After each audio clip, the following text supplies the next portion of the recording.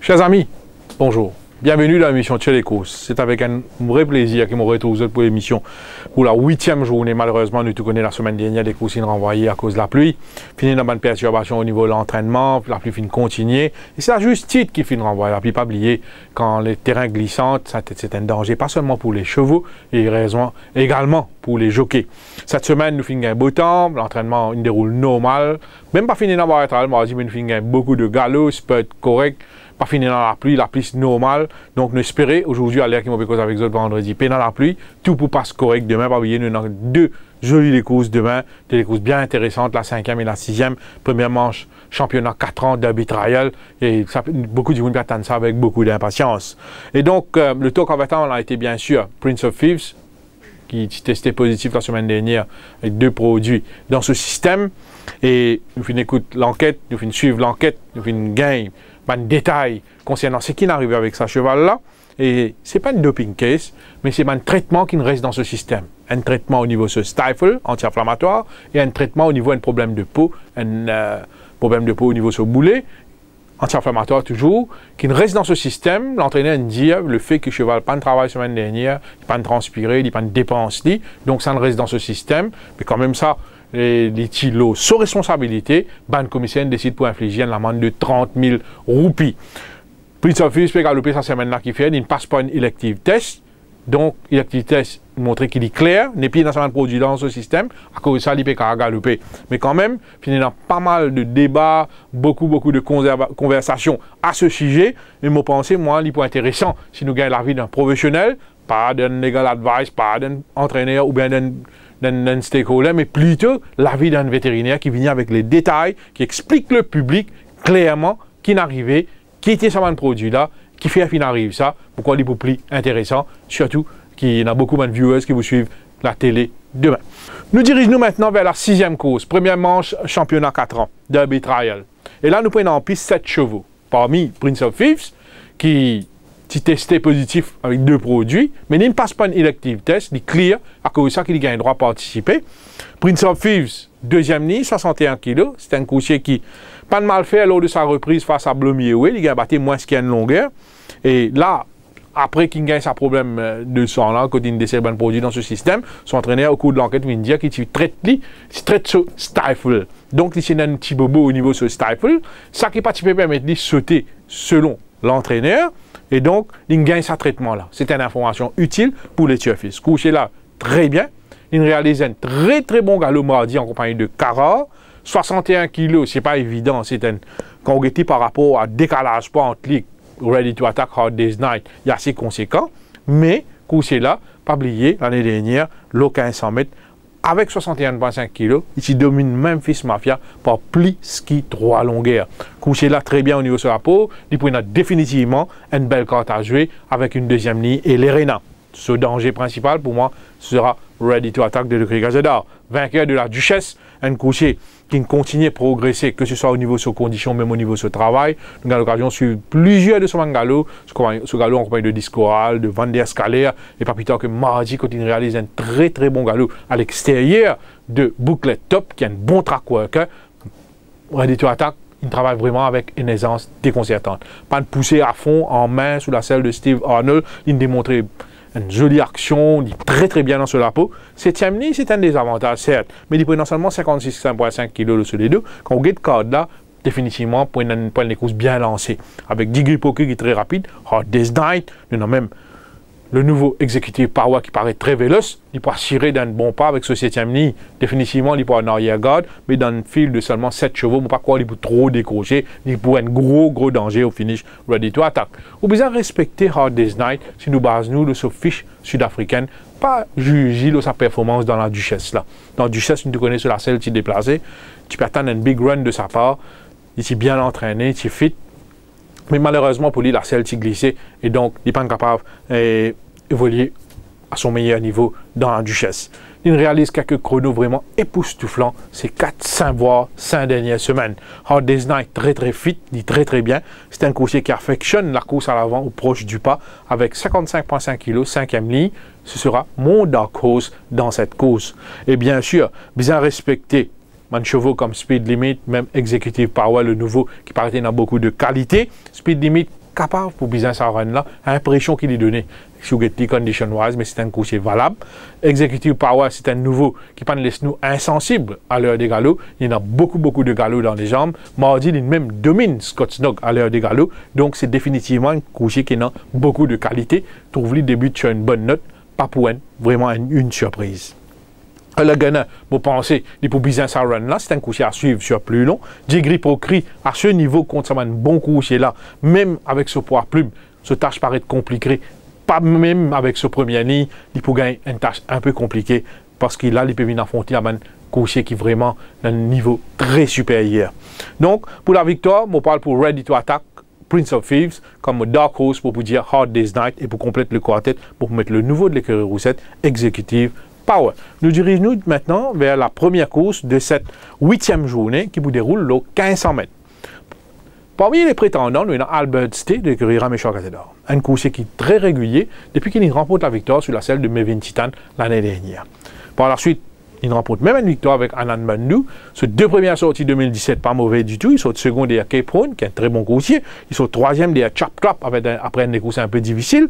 Il est toujours très bien. Là, il peut déclasser, il vient dans une fourchette inférieur, c'est-à-dire dans 0,15. À cause de ça, il est dans 61,5 kg, l'eau sur les deux. Seul désavantage pour Albert D, c'est sa 8e ligne là.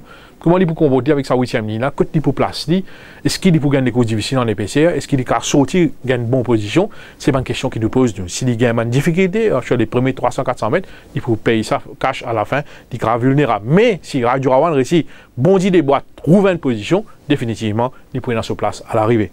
Les outsiders qui m'ont demandé inclure dans une combinaison, il y a Mr. Scotch, un coursier qui remporte 2 victoires en 2016. D'ailleurs, il remporte une belle victoire lors de la féjanterie journée internationale. Coursier là très bien. Il y a 4 galops dans les jambes ces derniers temps.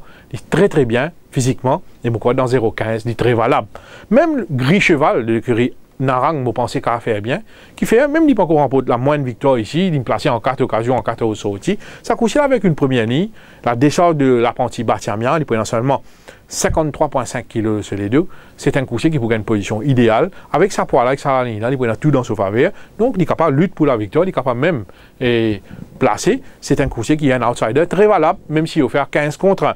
Albert's Day, Mr. Scotch et Gris Cheval pour le TSC, pour compléter le quartet, on peut ajouter Montante de l'écurie Jones, un coursier qui, malgré ce 9e ligne, c'est un coursier qui me fait très bien la dernière fois quand il saute second derrière Social Network. Il continue à progresser par la suite. La deuxième course, sur 1365 mètres, là, nous avons un Tilisier, l'ossan nouveau de l'écurie Roussette qui s'appelle Glenn Coco. C'est un jeune coursier de 3 ans, un coursier qui pangale beaucoup en Afrique du Sud, il gagne seulement 5 fois, il remporte une victoire, il passe en 2 occasions. C'est un coursier qui paraît rapide, il ne réalise des barres trials, mais quand il est en entraînement, il a une jolie foulée, il a une action bien fluide, il ne peut pas pousser à fond à l'heure des galops, mais il travaille avec beaucoup d'aisance. Surtout mardi, quand je suis bien content sur le galop, il travaille en compagnie d'un nouveau Top of the Rock. Je pense que Glenn Coco est capable de débuter sur une bonne note. À suivre également Alfie Renze de l'écurie Raméchal Cazador qui a progressé avec une course dans les jambes. D'ailleurs, il a démontré ça mardi quand il travaille vraiment très bien. 4e ligne, Raju Rawan cette fois-ci, 60,5 kg. Attention à Alfie Renze. Pour compléter le quartet, on va ajouter 2 coursiers. Il y a Data Controller qui reste un modèle de régularité. Certes, il peut venir d'un benchmark 36 qui paraît un petit peu fort pour lui, mais vu sa régularité, vu sa bonne prestation à l'entraînement, vu sa première ligne, pas capable d'écarter activement. Et mon point cure dans le top 4, Charleston Hero, un nouveau l'écurie Vincent Lett qui travaille très bien depuis qu'il débute sa préparation au Champ de Mars. La 3e course sur 1400 mètres. On parle pas de victoire de Sacha de l'écurie Pedro. Un coursier qui est capable termine beaucoup plus près lors de sa première sortie 2017 quand il est sur 3e derrière Canadien 2 là. Ça doit être un peu gêné en course, il y a une circonstance un peu défavorable. Il paraît bien dans la peau, il gagne un bon galop, il paraît définitivement, il franchit un palier l'année dernière si vous êtes au niveau de ses conditions physiques, sa morphologie. Vous pensez, moi, Sacha, avec un Danielson qui a en grande confiance, première ligne, il est capable de goûter au succès. Un danger pour Satia, vous pensez, sera le 5 Vars Dream, qui écrase l'opposition sur 1000 mètres la dernière fois. Pas quoi, 1400 mètres, pas un gros problème pour Vars Dream. C'est un coursier qui déjà saute second à moins d'une longueur de power to please de 1400 mètres l'année dernière. C'est un coursier très maniable, très versatile. Moi, pensez, moi, Vars Dream, pas écarte activement. Et pour compléter le quartet, moi, pour ajouter le nouveau de l'écurie Vincent Lett, Pajama Party, un gris qui bien travaille, un gris qui paraît énorme en qualité, avec une troisième ligne, même il a fait à 24 contre 1, Pajama Party, c'est un bon place chance, c'est un bon outside. Et pour compléter le quartet, on ajoute Melson, le bon finisseur Melson, qui saute loin de 1500 mètres quand il est victorieux sur le fil, il retourne loin de 1400 mètres, qui n'est pas nécessairement de l'avantage. Pas oublier, il a 61 kg, une 9e ligne, qui représente un désavantage, mais il est capable de terminer dans le 4 premier. La quatrième course, sur 1365 mètres, je suis bien content dans les courses, le 6, le 9 plutôt, Racing for Fun de l'écurie Narang. Qui fait Racing for Fun, c'est un coursier qui fait bien le sauf-fraîcheur, c'est un très bon finisseur. Il paraît que quand on guette les courses, pour un bon rythme, pour des courses bien lancées, et donc on parle pour le bon finish de Racing for Fun, un coursier qui m'a pensé bien fit pour sa reprise. Racing for Fun à la première place, je peux inclure dans les combinaisons Paladin, malgré son robe TN, malgré des pénales robes luisantes, mais il y en a beaucoup de travail dans les jambes, c'est un coursier qui ne remporte la victoire avec Maxime Guillon lors de ce unique sortie en 2016. Il y a énormément de qualité. Mon point clair dit dans ma combinaison. Et pour compléter le quartet, je vais mettre entrée qui, à mon opinion, est légèrement moins bien que quand il remporte la victoire la dernière fois. Surtout au niveau de ce robe qui est un petit peu TN, mais c'est un coursier qui est très régulier, qui entend ni bien avec l'Erena. Pour mettre à la 3e place et à la 4e place dans sa course, pour mettre Mr. Bonne. Malgré ce 11e ligne, je pense que ce coursier-là, il a aussi qu'il a démontré lors de ses débuts, pas capable d'écarter activement. La 5e course, je suis à 1400 mètres. Voilà une beauté de course qui peut attendre nous, qui peut réunir quelques très bons coursiers, très bons sprinters. Moi, on peut dire, c'est une course qui, pour aptement disputer, c'est une course très ouverte. Oui, mais Scott Snog, avec son premier nid, paraît le cheval à battre. Scott Snog, la dernière fois, même s'il a buté au départ, il Marie failli désarçonner ce jockey, il remporte la victoire au dépend de Hillbrow. Hillbrow, façon de gagner la dernière fois, oui, avec ce bottom weight, il confirme. Scott Snog, premier nid, 57,5 kg, il improve le first run, bien travaille en compagnie du nouveau executive Power mardi. Scott Snog, vous pensez, sa première nid, pour très déterminant, il est capable de dominer ce sujet. Nordic Warrior reste en danger s'il gagne sauf lead. Il excelle le sauf fraîcheur, 3e nid, il retrouve seul devant, il prend un gros danger. Blow Me Away, c'est un coursier qui ne n'est plus bien présenté, c'est un véritable guerrier de l'écurie Ramechar Gateda, un coursier qui réalise un parcours exceptionnel jusqu'ici. Mais là, au niveau du handicap, il est pénalisé par 3,5 kg. 9e ligne cette fois-ci, quelques chevaux très rapides à son intérieur, il a une circonstance défavorable. Mon PS10, ça, si tu as une meilleure couleur, si tu as une ligne 1 à 4, il est capable de l'illégitime favori. Mais avec une 9e ligne, paraît un petit peu plus compliqué cette fois-ci. Et pour compléter le quartet, je peux ajouter One Cool Dude qui profite d'un train rapide, il termine en bolide. One Cool Dude, si le train est rapide, si jamais il y a coup gauche à l'avant, attention à lui, à 8 contre 1, c'est un value bet. Mais le cheval à battre, pour moi, demeure Scott Snog de l'écurie Roussette. Alors, 7e course, une course pas facile de trouver un vainqueur. Il y a quelques chevaux qui se tiennent de très près, mais il y a vraiment un cheval qui saute du lot. Nous avons 7 Nick Boots qui profite de sa première sortie. Il a battu lors de sa reprise avec Mount Fuji. Il a progressé par la suite. Ses conditions ont amélioré. Il a perdu quelques kilos. Couché là bien. Il peut venir dans un parcours un peu plus long, 1600 mètres. 2e nid. Il est capable de bien faire. Ravatak, qui lui aussi fait bien quand il est fraîche. Il est capable de faire bien au 1600 mètres. Ravatak, il réalise une saison plus ou moins très satisfaisante en 2016. Et il est régulier à l'entraînement. Il y a pas mal de galops dans les jambes. Moi, je pense que Ravatak pas pour loin de la vérité.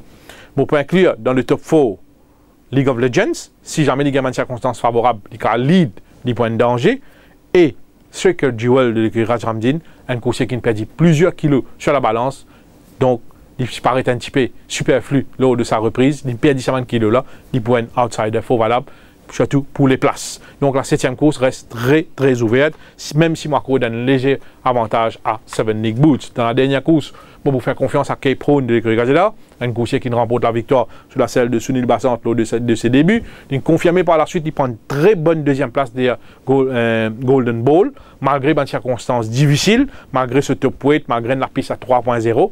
Coursier là continue à progresser. Ce travail en compagnie de Chap Prap mardi est vraiment très impressionnant. Avec une deuxième ligne, il peut gagner bon 2, il peut gagner bon placement pour faire confiance à Cape Horn.